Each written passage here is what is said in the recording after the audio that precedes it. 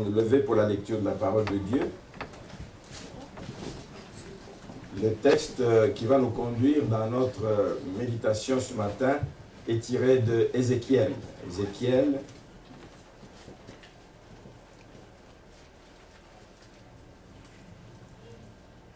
on va lire le chapitre 22.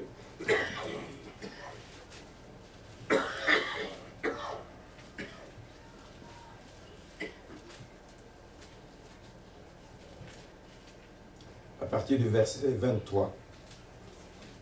Chapitre 22, Ézéchiel 22, à partir du verset 23. Je lis. La parole de l'Éternel me fut adressée en ces mots. Fils de l'homme, dis à Jérusalem, tu es une terre qui n'est pas purifiée, qui n'est pas arrosée de pluie au jour de la colère. Ces prophètes conspirent dans son sein, comme des lions rugissants qui déchirent leur proie, ils dévorent les âmes, ils s'emparent des richesses et des choses précieuses, ils multiplient les veuves au milieu d'elles. Ces sacrificateurs violent ma loi et profanent mes sanctuaires. Ils ne distinguent pas ce qui est saint de ce qui est profane, ils ne font pas connaître la différence entre ce qui est impur et ce qui est pur, ils détournent les yeux de mes sabbats, et je suis profané au milieu d'eux. Verset 27. Ces chefs sont dans son sein comme des loups qui déchirent leur proie. Ils répandent le sang, ils perdent les âmes pour assouvir leur cupidité.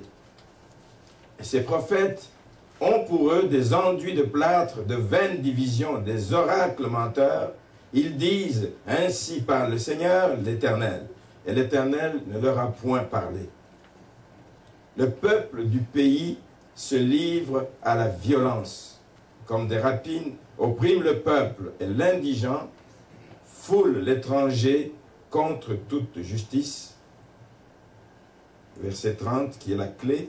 Je cherche parmi eux un homme qui élève un mur, qui se tienne à la brèche devant moi en faveur du pays, afin que je ne le détruise pas, mais je n'en trouve point.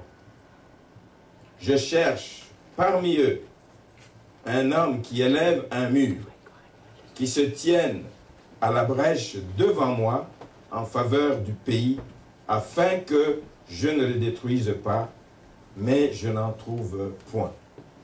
Je répandrai sur eux ma fureur, je les consumerai par le feu de ma colère, je ferai retomber leurs œuvres sur leur tête, dit le Seigneur l'Éternel. Prions le Seigneur. Seigneur, garde-nous de ne pas tomber, Seigneur, sous le coup de ta colère.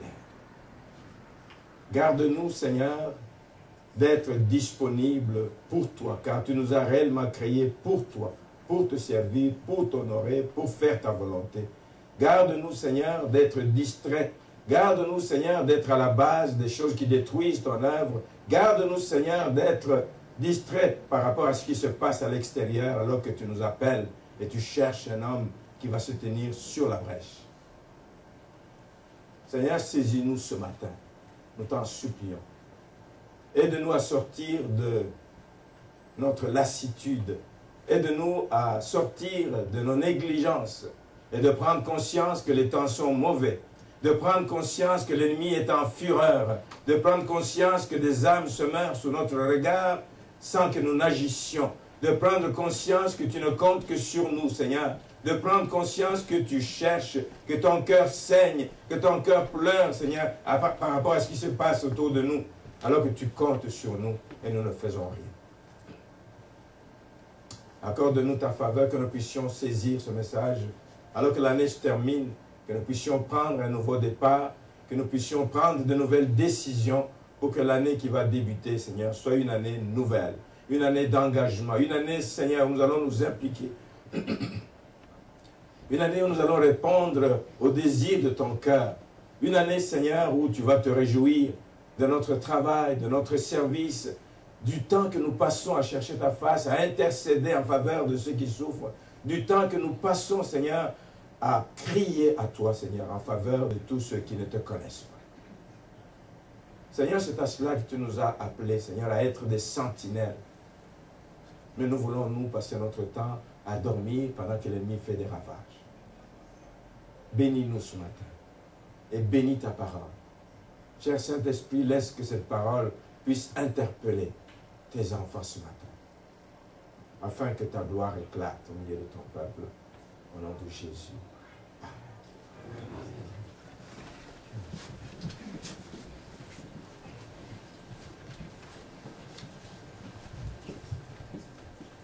Dieu cherche un homme. Tout au long de ce message, je vais parler d'un homme. D'un homme, ce n'est pas seulement un homme dans le sens un homme masculin qui a des bras, c'est pas ça. Dieu cherche un homme, un être humain. Ça peut être un homme, ça peut être une femme. Alors que la situation est grave, alors que la situation que nous vivons est grave, alors que les temps sont mauvais. Pas besoin de vous le dire, vous le lisez dans les journaux, vous le voyez dans les rues, vous l'entendez à la radio et peu partout. Les temps sont mauvais, l'ennemi est en fureur, il fait beaucoup de dégâts. Et nous, enfants de Dieu, avons une responsabilité vis-à-vis de Dieu. Nous avons une responsabilité d'être en feu pour le Seigneur. Nous avons une responsabilité, comme nous avons parlé dimanche dernier, de maintenir le feu de Dieu allumé dans l'église, dans nos foyers, dans nos familles, parce que c'est le feu qui chasse l'ennemi, c'est le feu qui dévoile les œuvres de l'ennemi, c'est le feu qui consume les œuvres de l'ennemi au milieu de nous. Amen. Nous l'avons dit dimanche dernier, la responsabilité d'un enfant de Dieu, homme, femme, jeune, est d'être sur la brèche, de se préoccuper de toutes ces âmes qui se meurent, d'en faire un souci personnel, d'en faire un objet de notre préoccupation, qu'on ne vienne pas nous le rappeler, qu'on ne vienne pas nous le dire tous les jours, mais que nous puissions le prendre à cœur parce que c'est important, parce que c'est ce que le Seigneur attend de nous. Le texte que nous venons de lire ici brosse un portrait qui est vraiment sombre de ce que Israël vivait à cette époque. Il est tellement sombre. Quand on voit les personnes qui sont touchées là-dedans, qui devraient être des personnes qui sont à l'avant-plan pour que le royaume avance, qui sont à l'avant-plan pour que l'enfer soit pillé, que le ciel soit peuplé, des hommes sur qui le Seigneur a porté un regard particulier, qu'on appelle des prophètes, qu'on appelle des sacrificateurs. Ce sont ces gens qui devaient accomplir une mission spéciale qu'il leur a donnée. Mais le portrait que l'on fait de ce qu'ils vivent, de ce qu'ils font dans l'Église, est vraiment sombre, n'est pas du tout à la hauteur des attentes de Dieu. Les prophètes, au verset 25, sont en train de conspirer. Plus haut, on nous dit que nous sommes sur une terre qui n'est pas purifiée. Comme Michel le dit dans Michel 2. Il dit, vous n'êtes pas dans un lieu de repos. Vous êtes dans un lieu où il n'y a que du trouble. Mais que cela ne vous arrête pas. Avancez. Vous ne pouvez pas avancer autrement qu'à genoux et en prière. C'est vraiment une interpellation que je nous fais de prendre conscience. De ne pas juste regarder la télévision, les informations comme une actualité qui passe et qui revient un an après et qui revient encore, mais que ce soit des choses qui nous appellent et qui nous amènent à prendre conscience de notre responsabilité d'enfants de Dieu, d'hommes et de femmes sur qui le Seigneur compte. Il compte sur nous. Nous avons lu tout à l'heure dans le psaume 115, juste jeter un verset, un coup d'œil, dans le psaume 115, nous avons lu un verset qui disait « Les cieux sont les cieux de l'Éternel, mais il a donné la terre au Fils de l'homme. » Dieu nous a établis sur la terre, que nous puissions régner sur la terre, que nous puissions dominer la terre, que nous soyons responsables de ce qui se passe sur cette terre. Ce qui se passe en Amérique latine, ce qui se passe en Afrique, c'est de la responsabilité de l'homme où qu'il se trouve. Aujourd'hui, les communications sont telles que nous savons ce qui se passe un peu partout dans le monde. Notre responsabilité, c'est de nous préoccuper de ce qui se passe sur toute la surface de la terre.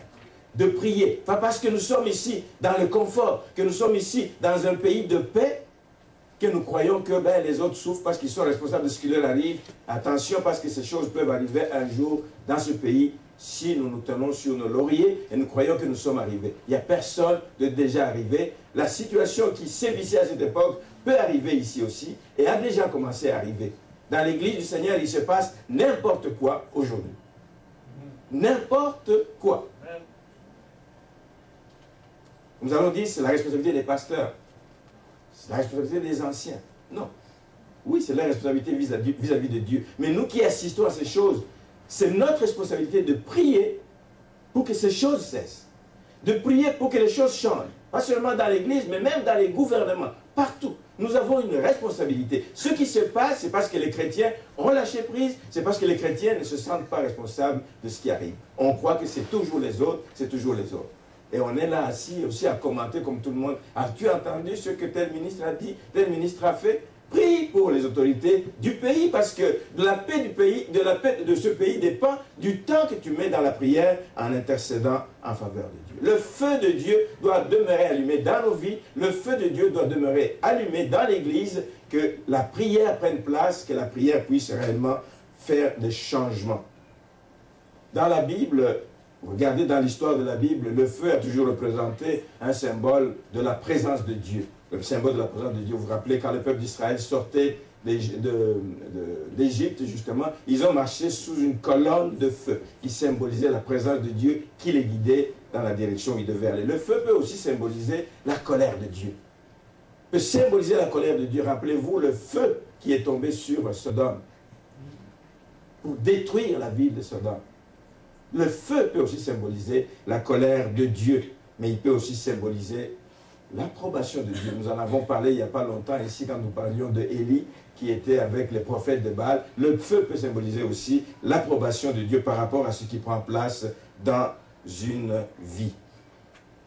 Mais pour attirer le feu de Dieu, nous l'avons chanté tout à l'heure, c'est pour ça que je prenais ça en note. Ça nous prend une vie de sainteté, ça nous prend une vie de fidélité et ça nous prend une vie d'intégrité. Et nous avons dit que c'est ça le besoin de Dieu pour l'homme. Bien-aimé, tu ne peux pas aller loin, tu ne peux pas avancer dans l'appel que le Seigneur te donne si tu ne mènes pas une vie de sainteté. C'est pour ça qu'on doit s'examiner chaque jour, chaque instant. Ce qui s'est passé à ce moment-là à Jérusalem, c'était une situation vraiment triste qui affectait les prophètes et les sacrificateurs et le peuple, évidemment. Voyant ce qu'eux faisaient, le peuple ne pouvait pas faire différemment. Amen. Puissions-nous être des personnes qui faisons la différence dans le monde dans lequel nous vivons. Dieu dit dans ce texte, je cherche, à cause de tout ce qui se passe, à cause de ces abominations, à cause de la désolation qu'il y a sur la terre, je cherche quelqu'un. J'ai besoin de quelqu'un. J'ai besoin que quelqu'un se lève. J'ai besoin que quelqu'un décide de prendre action. J'ai besoin que quelqu'un prenne conscience que les choses vont mal et dise, Seigneur, me voici. Je souhaite ce matin qu'en écoutant ce message, qu'on puisse sortir d'ici et qu'on puisse trouver ici une personne qui va se lever et qui va dire, Seigneur, tu peux arrêter de chercher. Y a-t-il quelqu'un qui peut le dire? Seigneur, tu peux arrêter de chercher. Parce que j'ai compris le cri de ton cœur. J'ai compris la misère qu'il y a, que mes yeux ne voyaient pas. J'étais voilé à ces choses ou j'étais indifférent à ces choses. Mais mes yeux, mes oreilles ont compris que ton cœur saigne par rapport à cela. Et me voici, Seigneur, je me lève. Me voici, Seigneur, j'ai compris le message. Je veux faire un pas de plus par rapport à ce que je faisais jusqu'ici. Je veux me lever. Je veux me mettre à intercéder. Je veux être un intercesseur. Je veux être quelqu'un qui porte le fardeau des autres. Je veux être quelqu'un qui me lève pour crier à toi jusqu'à ce qu'il y ait exaucement. Ça prend des hommes comme ça pour que notre situation change. Ce n'est pas seulement... on dit, voilà, il y a des gens qui sont à l'intention quelque part. Non, ça prend plus qu'une personne. Dans une église, ça prend une personne. Dans une famille, ça prend une personne. Dans une ville, ça prend une personne. Et s'il y en a plusieurs, tant mieux. Tant mieux. Mais le Seigneur cherche un homme. Il ne dit pas, je ne cherche pas des multitudes. Il dit, je n'en trouve pas. Tout le monde est distrait. Tout le monde court à ses affaires. Tout le monde est occupé. Je n'ai pas le temps. Je n'ai pas le temps. On n'a pas le temps pour l'Église, mais on a le temps pour bien d'autres choses. L'appel du Seigneur ce matin, je cherche un homme. Y a-t-il quelqu'un qui m'entend? Y a-t-il quelqu'un qui veut répondre? Y a-t-il quelqu'un qui veut se lever pour que je puisse protéger le pays, pour que je ne puisse pas lâcher ma colère qui commence à dépasser les bornes? Effectivement, quand vous voyez ce qui se passe autour de nous, bien-aimés, depuis la création, les choses vont mal jusqu'au retour de Dieu, de Jésus-Christ. Les choses vont mal de plus en plus. Mais si vous regardez dans l'histoire de la Bible, depuis le début, chaque fois que Dieu a voulu faire quelque chose sur terre, il s'est servi d'un homme. Parce qu'on peut se poser la question, mais pourquoi de son trône il voit cette misère? Et c'est ce que beaucoup de païens disent, beaucoup de gens qui ne connaissent pas le Seigneur disent. Pourquoi de son trône il voit la misère? Pourquoi de son trône il voit des abominations, il voit des tueries qu'il y a eu dernièrement en Afrique? Pourquoi il voit ces choses et il ne réagit pas? Mais lui il dit, je cherche un homme.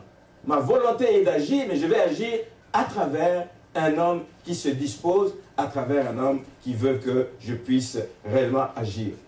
Souvenez-vous, j'en ai parlé tout à l'heure, avant la venue de Jésus-Christ, il y a des personnes qui se sont levées pour intercéder. Quand Dieu, dans Genèse 18, voulait détruire Sodome et Gomorrhe, à cause du péché qui sévissait dans ce pays, quelqu'un s'est levé.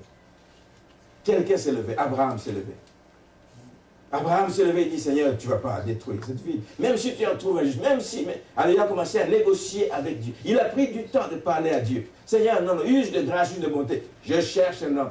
Il s'est levé, mais même s'il n'a pas protégé la destruction de la ville de Sodome, mais au moins sa prière a sauvé la vie de l'autre. Amen.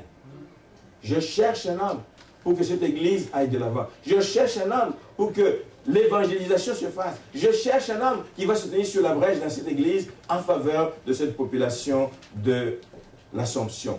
Dans l'Ancien Testament, Abraham était cette personne qui s'est levée et qui a prié et il a pu sauver Lot, son neveu. Vous savez, Moïse, qui à un moment donné était découragé du comportement du peuple d'Israël pendant toute la marche qu'il y avait, il a intercédé pour Israël et Dieu a donné exaucement. Parce qu'un homme se lève, Dieu répond. Quand un homme se lève, Dieu agit. Quand un homme se lève, Dieu ne reste pas insensible. Alors, ne vous sous-estimez pas. Il ne faut pas croire que les hommes que Dieu cherche, ou l'homme que Dieu cherche, c'est un homme qui viendra de la Lune ou d'une autre planète. C'est un homme qui va être issu du peuple de Dieu. 2 Chroniques dit ceci, 2 Chroniques 16 dit ceci, le regard de Dieu parcourt toute la terre à la recherche des gens qui ont le cœur tout entier pour lui. S'il y en a un qui a le cœur tout entier pour Dieu, Dieu va répondre, Dieu va agir. Je lisais dans un texte de 1 Samuel 12, verset 23, que Samuel a dit que ce serait un péché que de cesser, d'arrêter de prier pour les personnes. Ce serait un péché. Alors, avis à ceux qui ne prient pas, qui ne prient que pour eux-mêmes. Seigneur, bénis-moi. Seigneur, ouvre-moi les portes, bénis ma famille, bénis mon emploi. C'est un péché quand tu cesses de prier pour les hommes. L'appel de Dieu sur ta vie, c'est de prier, c'est d'être un intercesseur pour autant que tu l'appelles. Dans l'Ancien Testament, c'était comme ça. Dieu se servait toujours des hommes. Il a donc besoin de l'homme. Et comme je l'ai dit au début, lui, il règne dans les ciels, mais il a laissé l'homme sur la terre. Et avant qu'il ne fasse quoi que ce soit sur la terre, il passe toujours par l'homme. Alors il faut qu'il y ait des hommes qui se disposent pour cela, pour que Dieu puisse agir. Après sa venue, c'est la même chose. Quand Christ est venu, c'est la même chose. Lui-même est venu parce que Dieu voulait sauver l'humanité. Il aurait pu dire de son trône. Il dit, écoute, je me souviens de ma créature, ça ne va pas, et les choses vont de plus en plus mal, mais je décrète une rémission des péchés globale sur l'humanité et on repart à zéro. Il a dû se servir lui-même d'un homme. Il a envoyé son fils pour devenir être humain, venir sur cette terre, vivre comme un homme pour passer par lui pour sauver l'humanité. Ne vous sous-estimez pas, bien-aimés. Vous êtes importants, nous sommes importants aux yeux de Dieu. Il veut compter sur vous, il veut compter sur votre disponibilité, il veut compter sur les talents, les capacités que vous avez pour changer le cours de l'histoire. Donc, dans l'Ancien Testament, il s'est servi des hommes. Quand il est venu, Dieu s'est encore servi de son Fils qui s'est fait homme. Après le Nouveau Testament, ça a continué avec l'arrivée de tous les apôtres qui ont fait qu'aujourd'hui, l'Évangile s'est étendu jusqu'aux extrémités de la terre. Et il y a un bon texte dans Romains 16, vous pourrez lire ça à la maison, qui énumère des gens qui ont travaillé pour l'avancement du royaume, des gens qui se sont disponibilisés pour l'avancement du royaume. C'est pour ça que j'apporte ce message ce matin, pour dire que nous sommes dans ce temps de Noël, pour que nous puissions nous souvenir que Jésus-Christ lui-même est venu avec une mission. Il est venu avec une mission ici sur terre, pour porter la croix. Quoi dire donc à l'issue de ce texte? C'est simplement que le message que nous avons là-dedans, c'est que l'homme est la clé du succès de l'œuvre de Dieu. Une église est ce qu'elle est par rapport aux hommes et aux femmes qui s'impliquent, par rapport aux hommes et aux femmes qui décident de prier, par rapport aux hommes et aux femmes qui décident de supporter l'œuvre de Dieu, par rapport aux hommes et aux femmes qui comprennent quel est l'appel de Dieu sur leur vie. Et si donc ce matin, vous voulez être cet homme ou cette femme par lequel Dieu va passer pour changer le cours de l'histoire de la province du Québec, ne vous minimisez pas. Il a besoin d'un homme, d'une femme qui le veut. Si tu prends à cœur de prier, des choses vont changer au Québec. Si tu prends à cœur de prier, tu prends ton engagement de prier, tu dis Seigneur, me voici, je me disponibilise, les choses vont changer à l'Assomption. Nous allons cesser de nous poser des questions. Mais où sont les gens de l'Assomption? On a distribué des Bibles à gauche, des Nouveaux Testaments à gauche et à droite. Mais où sont-ils? Mais il faut prier. Il faut tomber sur ses genoux, il faut intercéder, il faut réclamer ses âmes, il faut réclamer que la main de Dieu puisse se poser, qu'il aille chercher ces personnes qui se meurent. Dieu a besoin d'un homme et d'une femme. Est-ce que vous voulez être la réponse de Dieu ce matin? Est-ce que vous voulez être la réponse de Dieu au cri de Dieu qui se fait depuis toujours, depuis le temps d'Ézéchiel jusqu'à aujourd'hui? Dieu continue à dire, je cherche un homme qui va élever un mur. Je cherche un homme qui va se tenir à la brèche devant moi en faveur du pays. Un homme qui se tient à la brèche, les sentinelles comme on les appelait dans le temps, c'est des gens qui veillaient sur une ville, qui devaient être debout de jour et de nuit. Donc la surveillance, elle est constante. Il n'y a pas une heure de la journée où on dit, je suis fatigué. Si toi tu es fatigué, un autre prend le relais. Amen. Il faut donc qu'il y ait des personnes qui se disponibilisent pour que Dieu puisse agir et puisse se révéler à son peuple et nous puissions réellement dire que le Seigneur nous a exaucés. Nous voulons donc que la région d'Anaudière puisse être changée. Nous voulons que la ville de l'Assomption puisse être gagnée à Christ. Ça prend des hommes et des femmes et ça prend des hommes décidés et des hommes qui veulent s'engager. Alors, nous allons voir c'est quoi les caractéristiques de ce genre de personnes. Ce n'est pas juste de le dire, le pasteur a demandé, y a-t-il un homme, une femme qui veut le faire? Je lève la main et une semaine après, tu oublies ton engagement. La première caractéristique de ces hommes, c'est d'être des hommes résolus. Une personne résolue.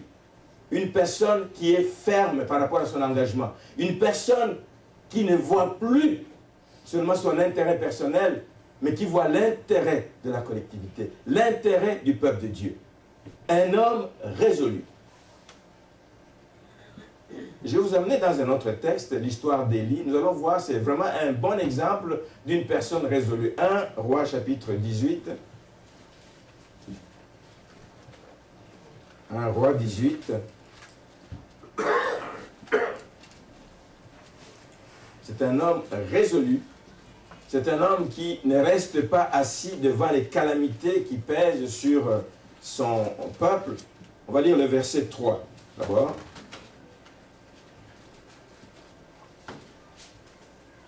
Un homme résolu. 1 Roi chapitre 18, le verset 3 dit ceci. Et Akab fit appeler Abdias, chef de sa maison. Or, Abdias craignait beaucoup l'Éternel. Et lorsque Jézabel extermina les prophètes de l'Éternel, Abdias prit 100 prophètes qu'il cacha 50 par 50 dans une caverne où il les avait nourris de pain et d'eau. Akab dit à Abias, va de par le pays vers toutes les sources d'eau et vers tous les torrents. Peut-être se trouvera-t-il de l'herbe et nous conserverons la vie aux chevaux et aux mulets, etc. Moi donc je prends l'exemple d'Abias, qui est un homme qui était proche du roi Akab. Et vous savez la situation qui prévalait à cette époque, c'était un peu la même situation, une situation d'apostasie ou d'idolâtrie absolue. Mais il fallait que quelqu'un se lève, quelqu'un de résolu se lève, quelqu'un qui n'a pas peur. Regardez au verset 9. Quand Élie demande à Abias d'aller parler au roi, d'aller demander un rendez-vous pour lui au roi, Abias dit ceci au verset 9. Il dit, quel péché ai-je commis pour que tu livres ton serviteur entre les mains d'Akab qui me fera mourir? C'est un homme qui aimait Dieu, mais ce n'était pas un homme résolu. C'est un homme qui aimait Dieu, on le voit parce qu'il a protégé les prophètes de l'Éternel. Mais il n'était pas résolu. C'est un homme qui avait peur. Il avait peur pour lui. Ah, écoute, si on me tue. Mais non, la mission était importante. La mission était grave. L'heure était grave. Ce n'est pas le temps de tergiverser. C'est le temps de se lever. Toi, tu as accès direct au roi Akab. Va lui dire que Élie veut le voir. Il y a quelque chose à lui dire. Il dit, mais quel péché ai-je commis pour que tu livres ton serviteur entre les mains d'Akab? Mais Élie, lui, a résolu de le faire. Il a décidé d'y aller. Il est allé s'opposer au prophète de Baal. Il dit, ça ne peut pas continuer comme ça. On est en train de tuer tous les prophètes. Je suis resté seul. Qu'est-ce qui va m'arriver par la suite? Il faut que je me lève. Au nom de l'Éternel, j'irai vers le roi et je lui parlerai. Peu importe. Pas comme Abias qui dit, mais il va me faire mourir. Oui, mais même si tu meurs pour une bonne cause, Dieu va être glorifié. Amen. Mais Akab, Élie lui dit, mais moi je vais y aller, peu importe ce que ça va me coûter, moi je vais y aller. Un homme résolu. Il est allé et il a approché le roi et il lui a dit ce qu'il voulait lui dire, ce qu'il pensait. Ça prend un homme résolu, ça prend un homme décidé, ça prend un homme fonceur qui n'assiste pas indifférent à ce qui se passe, mais qui se lève pour parler aux autorités, qui se lève pour parler à son frère ou à sa sœur dans l'église, qui se lève pour parler à des membres de famille qui vivent dans l'abomination, qui vivent loin des voies de l'Éternel.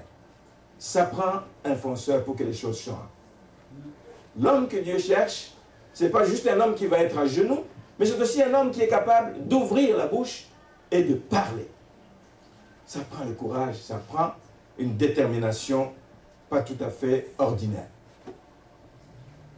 Ça, c'est le premier caractère que j'épingle. C'est un homme qui est résolu. Le deuxième caractère ici, c'est que c'est un homme qui n'a pas peur de dire le mal du peuple. C'est un peu... Et c'est ça qui, je le dis souvent, on le partage souvent, qui fait que l'Église peut-être passe plus d'une fois à côté de sa mission. On a peur de dire le mal au peuple. On a peur de dire, d'appeler le péché péché. On le détourne, on l'habille, on passe à côté. Ça prend un homme. Si tu veux te lever pour répondre aux besoins de Dieu, ça prend un homme, ça prend une femme qui a le courage de dire la vérité de manière crue. Pas pour offenser, mais pour libérer quelqu'un de l'emprise de l'ennemi. Pas pour faire du mal à quelqu'un, mais pour lui dire, mon frère, ma soeur, ce n'est pas bon ce que tu fais. Mais si tu cherches juste à avoir la faveur des humains, qu'on ne me dise pas que je suis dur, qu'on ne dise pas que je suis méchant, tu n'accompliras pas ta mission, tu ne fais pas partie de ce type d'homme que Dieu cherche. Il ne cherche pas n'importe qui, mais il cherche des hommes d'une nature particulière. Des hommes résolus, des hommes qui sont prêts à dire le mal. Dénoncer le mal. Quand il y a le mal dans une famille, on le dit. Quand il y a le mal dans l'église, on le dit. Quand il y a le mal dans la ville, on le dit. Et on l'appelle par son nom. Ézéchiel vivait un temps d'apostasie, un temps de reniement total, un temps d'abomination. Dieu cherche quelqu'un pour parler au peuple, il n'en trouve pas. Il n'en trouve pas. Mais Dieu a trouvé en Ézéchiel l'homme qu'il fallait. Et vous savez que la vie d'Ézéchiel n'a été rien d'autre. Il a été passé toute sa vie à avertir le peuple, à avertir les risques du jugement de Dieu sur son peuple. Nous le voyons dans le livre d'Ézéchiel, chapitre 2, à partir du verset 3 et suivant. On va lire ça, Ézéchiel 2. Il a vraiment passé sa vie à avertir le peuple de Dieu de ce qui devait arriver. Et même certains commentaires disent qu'il a été tué. Il a été tué par un prince israélite Parce qu'il lui a dit la vérité sur le mal dans lequel il vivait. Il n'avait pas peur d'affronter prince, roi, n'importe qui. On l'a tué à cause de ça. Ézéchiel chapitre 2, le verset 3.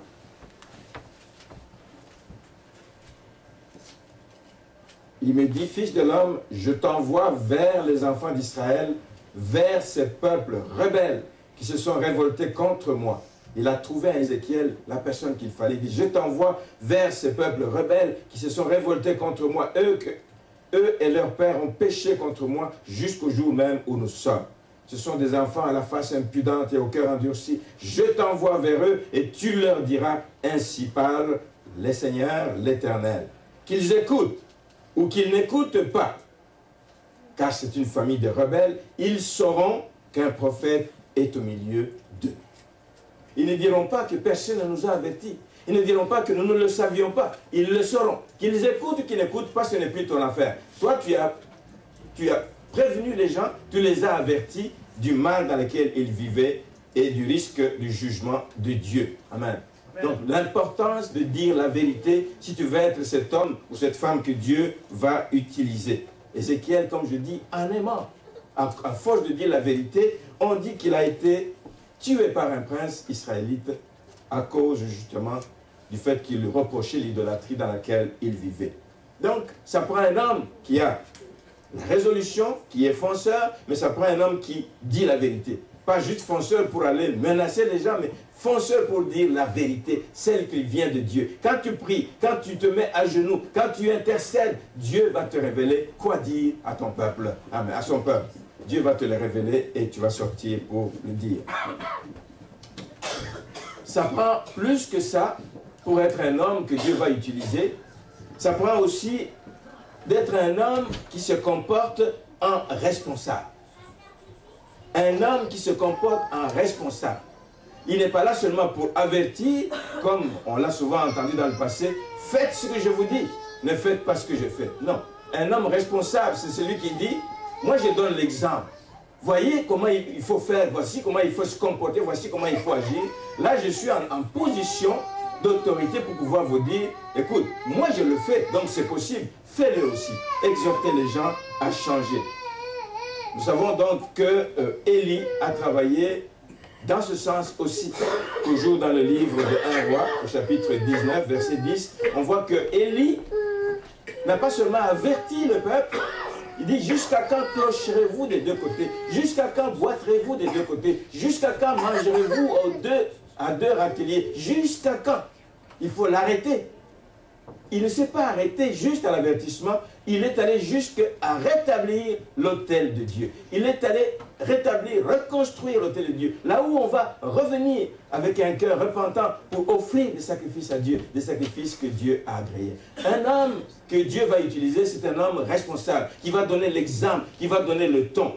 Lui, Élie, a rétabli l'autel de Dieu pour favoriser des moments où le peuple va se rencontrer. Nous, qu'est-ce que nous pouvons faire? Nous n'avons pas d'autel que nous allons construire. Lui, il a fait avec 12 pierres pour dire que chaque tribu d'Israël fait partie et doit venir à l'autel. Chacun apporte sa pierre, apporte sa part pour venir à l'autel. Mais nous, c'est quoi l'autel de Dieu? C'est des moments de rencontre que nous organisons dans l'église. C'est des moments de prière que nous rencontrons dans l'église. C'est des moments comme ça qui sont la responsabilité et du pasteur et des responsables de l'église. D'organiser ces moments pour que le peuple puisse venir trouver un temps de communion avec le Seigneur. Le temps de crier à Dieu, le temps de présenter à Dieu toutes sortes de requêtes, toutes sortes de situations qui nous font mal. Donc, un homme que Dieu va utiliser, c'est un homme qui va créer un cadre propice à ce que le peuple puisse se mettre en prière. Alors, je vous pose la question, est-ce que le cadre qui existe à l'église est un cadre qui vous convient pour qu'on puisse prier? Oui? Non. Ça dépend de ce que vous voulez dire par là, mais comme par rapport au mercredi, pour les enfants, si on pourrait les amener en arrière, oui, on viendrait. Amen. C'est bon que je pose cette question. Est-ce que c'est un cadre propice? Est-ce que c'est des heures qui conviennent? Est-ce que c'est des journées qui conviennent à l'église? On n'a pas instauré ça juste pour que c'est clair, le pasteur a décidé que c'est mercredi et c'est vendredi. ça doit venir du besoin de l'Église pour que l'Église puisse trouver un temps de se ressourcer. Si on voulait que ce soit samedi, on le ferait samedi. Mais je voudrais demander à l'Église que chaque fois qu'on crée un cadre, il faut que l'Église s'implique pour qu'il y ait au moins une personne qui va dire « Seigneur, me voici, je suis là pour prier, je suis là pour intercéder, je suis là pour me tenir à la brèche. » Nous créons un cadre, c'est la responsabilité que nous avons de créer un cadre pour que des choses se passent comme Dieu l'entend. Un moment de rencontre, un moment d'intimité avec Dieu. Si vous avez l'occasion de le faire chez vous à la maison, puisque vous êtes empêché pour des raisons ci et ça, faites-le pareil. Faites-le pareil. Mais c'est de créer un cadre et de se rappeler à l'ordre de savoir que nous avons cette lourde responsabilité. Amen. Du temps de Néhémie, c'était la même chose. Néhémie était à l'écoute de ce qui se passait à Jérusalem. Et lui, il était en exil, il était loin. Il était à l'écoute de ce qui se passait à Jérusalem. Il a compris que les murailles étaient dans la désolation. Il y avait tout s'écroulait. Il n'est pas resté passif, c'est un homme responsable. Il s'est levé, il est allé pour la reconstruction de la muraille de Jérusalem. Puissions-nous, bien-aimés, être des personnes résolues qui mettons l'intérêt de Dieu avant nos intérêts. Pas toujours moi, mais à un moment donné, c'est de se souvenir que si tu vis, si tu peux encore vivre, c'est parce que Dieu te donne le souffle de vie. Et lui, il dit qu'il compte sur toi pour que les choses changent autour de toi. Néhémie a placé son intérêt pour l'œuvre de Dieu, pour rebâtir la muraille. Au risque de perdre son poste, au risque de sa vie, un homme que Dieu va utiliser, c'est aussi un homme qui prend des risques pour Dieu. Si tu ne veux pas prendre des risques pour Dieu, Dieu ne veut pas t'utiliser. Il faut être prêt. Partout, il t'enverra. Parce que lui qui t'envoie, il peut te protéger, il va te garder et sa bonne main va être sur toi. Aujourd'hui, pose-toi la question, je ne te la pose pas, pose-toi la question, qu'est-ce que tu fais en tant que membre de cette église? Qu'est-ce que tu fais par rapport aux besoins criants? Ils sont criants de la vie de l'Assomption, des familles qui s'entre-déchirent. Qu'est-ce que tu fais par rapport aux besoins que l'Église a de nettoyer les temples, de donner des enseignements à l'école de dimanche? J'entends souvent la responsable qui, il fut un temps, en tout cas j'imagine que maintenant ça va bien, où elle avait de la misère à trouver des personnes qui peuvent s'impliquer. Un homme responsable, une femme responsable s'engage pour que l'œuvre de Dieu puisse aller de l'avant. Vous savez que le temps qu'on passe à enseigner ses enfants, c'est une semence de vie qui est placée à nous. C'est une semence qui fera la différence dans la vie de ses enfants. C'est une semence qui fera la différence dans la vie de la société en général, parce qu'ils auront reçu ce que les gens qui sont à l'extérieur n'ont pas reçu. C'est une façon de se responsabiliser pour dire, Seigneur, je vois la misère qui se passe à l'extérieur. Qu'est-ce que je peux faire pour que ces enfants soient épargnés des fléaux du siècle présent?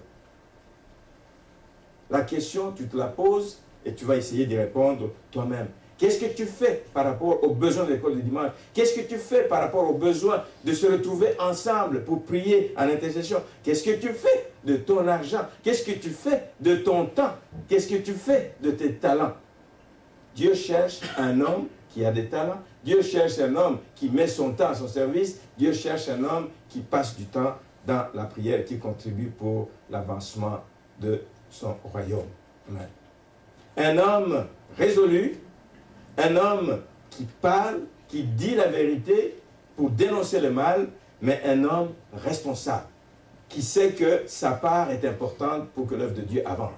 Ce n'est pas l'affaire de 2-3 personnes, une église. L'église, c'est l'affaire de tout le monde. C'est une affaire de notre famille. Que chacun s'interroge pour l'année nouvelle qui arrive. Qu'est-ce que je ferai de différent en 2013 que je n'ai pas fait en 2012? Dieu cherche un homme qui va répondre à son besoin. Ce n'est pas juste de répondre à l'invitation de venir prier à l'église, mais c'est un homme qui soit aussi capable de prier, comme je dis, pour les besoins des autres. Les besoins des autres. Ils sont nombreux, ils sont criants. Priez pour qu'il y ait plus d'engagement dans l'église, priez pour qu'il y ait plus d'implication dans l'église. Dieu cherche un homme en qui il peut mettre sa compassion. Vous savez, tu ne peux pas intercéder, ça c'est peut-être un secret, si vous ne le saviez pas, tu ne peux pas intercéder si tu n'es pas habité par la compassion. Intercéder, bien-aimé, pour les besoins des autres, c'est arriver à se mettre dans la peau de l'autre. C'est essayer. Je dis, c'est jamais tu n'arriveras à te mettre dans la peau de l'autre pour réaliser quelle souffrance la personne vit. Jamais tu n'y arriveras. Mais tu vas essayer d'entrer à la prière et de sentir la misère que l'autre éprouve. Là, tu deviens un vrai intercesseur. Parce qu'à ce moment-là, rien ne va arrêter. Parce qu'à ce moment-là, tu ne vas pas te faire prier pour que tu puisses t'impliquer dans un mouvement d'intercession qui veut prendre place dans l'église, mais tu vas t'engager toi-même parce que tu as un cœur de compassion, tu as un cœur d'intercesseur. Ce que Dieu cherche plus que toute autre chose dans les temps actuels, c'est des intercesseurs. Des gens qui vont se tenir à la brèche, des gens qui ne vont pas se laisser distraire par des événements, par des situations, mais des gens qui prennent à cœur la gravité du moment que nous avons, la gravité de la situation, et qui se disent, je prends l'engagement de prier et de m'impliquer. Prier jusqu'à même en pleurer. Prier jusqu'à en pleurer. J'ai un jour posé la question, y a-t-il quelqu'un qui peut dire que j'ai un jour pleuré tellement j'étais ému de compassion à cause de la misère? Il n'y avait pas beaucoup de mecs qui s'étaient levés ce jour-là. J'espère qu'il y en aura de plus en plus. Prier jusqu'à en pleurer parce que tu sens la douleur de l'autre. Tu pleures parce que tu te dis, Seigneur, non, pas ça pour mon frère. Non, pas ça pour ma soeur. Prier, prier jusqu'à ce que tu obtiennes exaucement. Et ça prend de la persévérance, ça prend une décision, une détermination. Déjà, si les chrétiens ne prient pas assez pour eux-mêmes, à quel moment ils vont prendre le temps de prier? Est-ce que nous nous sentons concernés par ce qui se passe dans la vie de l'Assomption? Non, on ne vit pas ici, on ne sait même pas ce qui se passe, ça ne nous intéresse pas. Comment allons-nous prier pour les gens de l'Assomption? Ce qui se passe au Québec, on voit des informations, des gens qui se tuent, des suicides, des divorces, de toute nature, des dégâts que le diable est en train de faire. Tu sens ça loin, ça ne touche pas ma famille, ça ne touche pas mon village, ça ne touche pas. Tu restes indifférent. Juste un étonnement, dire, oh, je crois que l'ennemi est méchant. Non, ce n'est pas la réaction de l'enfant de Dieu. La réaction de l'enfant de Dieu, c'est de prier. Prier jusqu'à exaucement. Prier jusqu'à en pleurer tellement tu sens la misère que les autres éprouvent. Les chrétiens qui ne prient pas assez pour le pays ne veillent pas sur le pays. Il ne veille pas sur le pays. La responsabilité que les choses aillent bien n'est pas seulement sur le gouvernement. C'est d'ailleurs sur l'Église que cette responsabilité pèse plus que jamais. L'Église ne prend pas au sérieux sa tâche. L'Église ne prend pas au sérieux son appel de veiller sur les populations, de veiller sur l'économie du pays. Prier pour que les autorités soient éclairées par Dieu, par le Saint-Esprit. Au-delà même de leurs calculs, ils peuvent faire toutes sortes de calculs, mais le Saint-Esprit peut les réveiller dans la nuit pour changer leurs plans. Le Saint-Esprit peut leur donner des idées. Le Saint-Esprit peut mettre à leur côté quelqu'un qui va leur parler avec une certaine autorité et ils vont écouter. Le Saint-Esprit est capable de faire quand un homme se lève, quand une église se lève. C'est notre responsabilité de faire en sorte que les choses changent. Je voulais qu'on lise un texte dans Matthieu, chapitre 16, le verset 19. Matthieu 16, verset 19.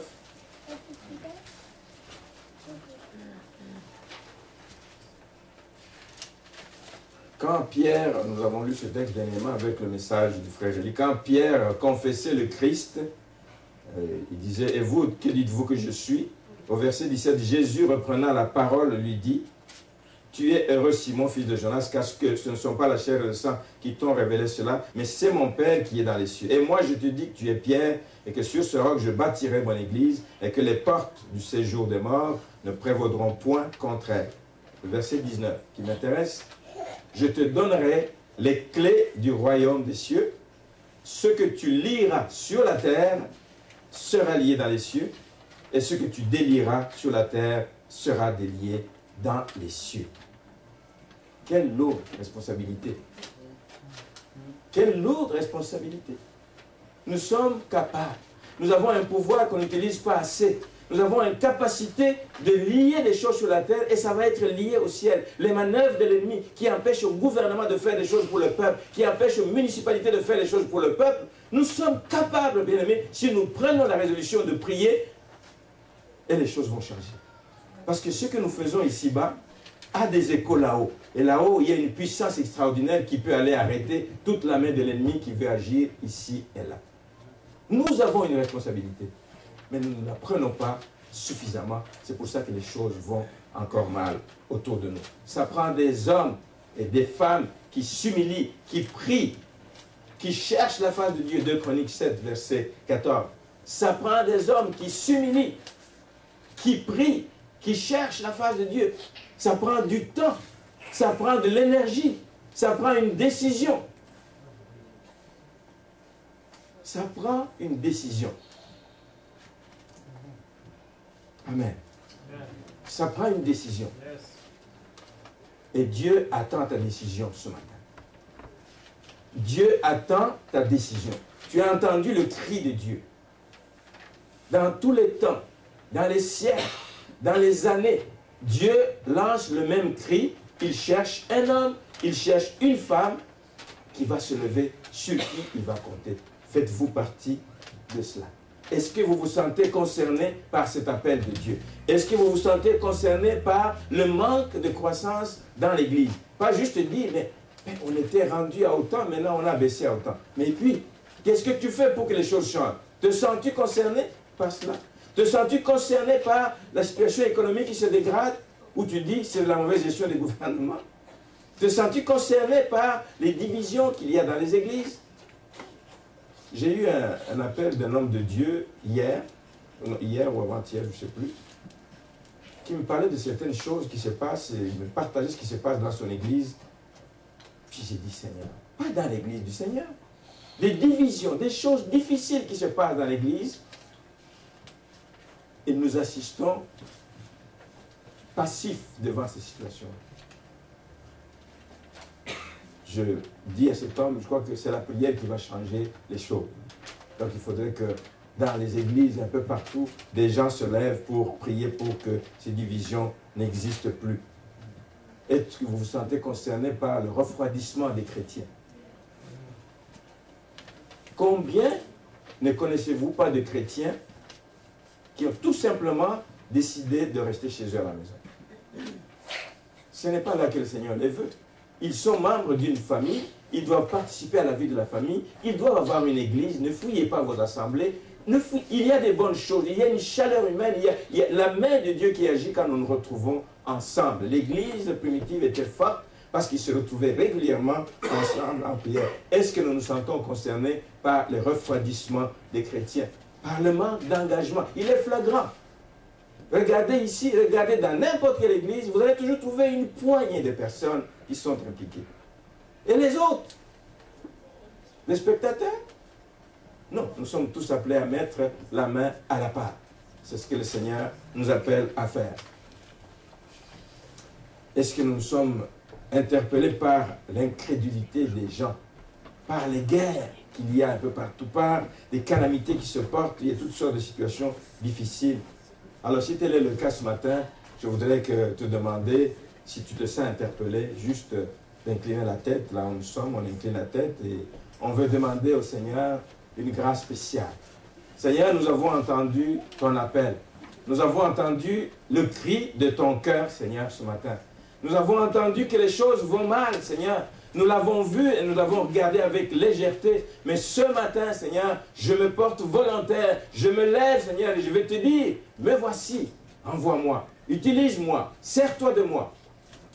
Je suis disponible. Je suis disponible. Je suis résolu, je suis décidé. Je veux passer du temps dans la prière, Seigneur, à partir de maintenant. Je veux prendre ma place dans l'église. Je veux m'engager. Je veux faire ta volonté, Seigneur. Face à toute la misère qui crie à gauche et à droite, je veux faire ta volonté. Si tel est le désir de ton cœur, si tu veux vraiment répondre aux besoins de Dieu, je veux juste vous demander de vous lever là où vous êtes et puis nous allons prier ensemble. Juste vous lever dans un geste d'humilité. Dis, Seigneur, je réalise ce que tu attends de moi. Seigneur, je réalise que les choses vont mal et que je suis resté insensible. Je réalise, Seigneur, que je me suis trop occupé de moi-même et de ma maisonnée. Mais je réalise que tu m'appelles à plus que ça. Seigneur, merci pour ton peuple ce matin.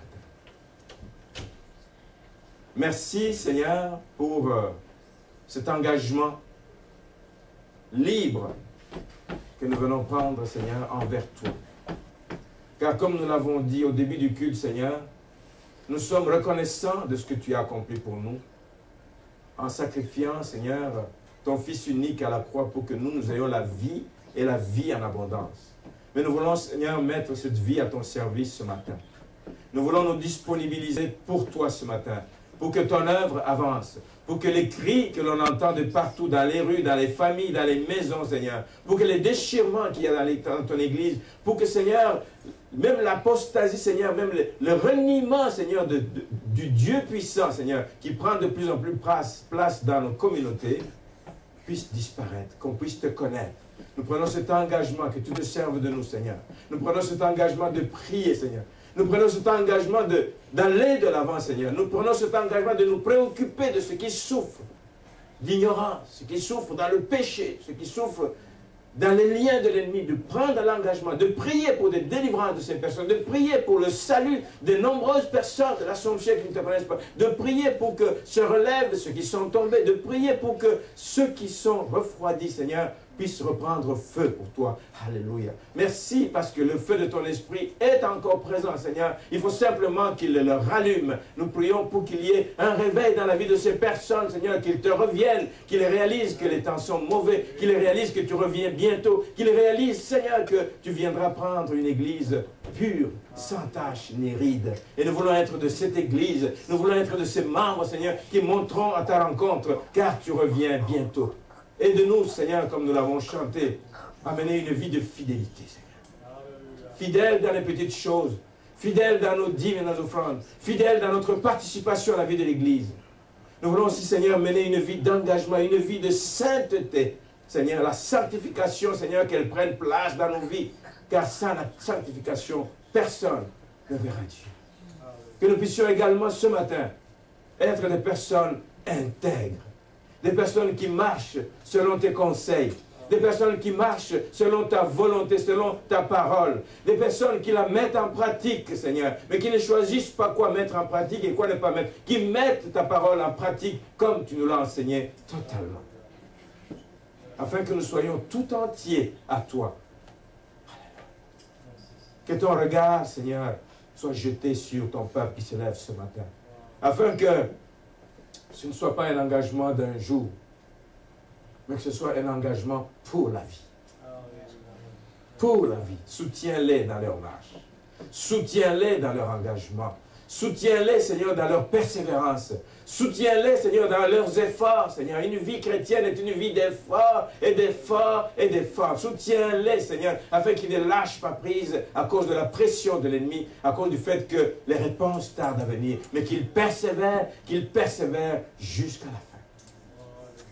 Et bénis-les, Seigneur, afin qu'ils sachent que quand on répond à ton appel, ta main, ta bonne main est sur eux.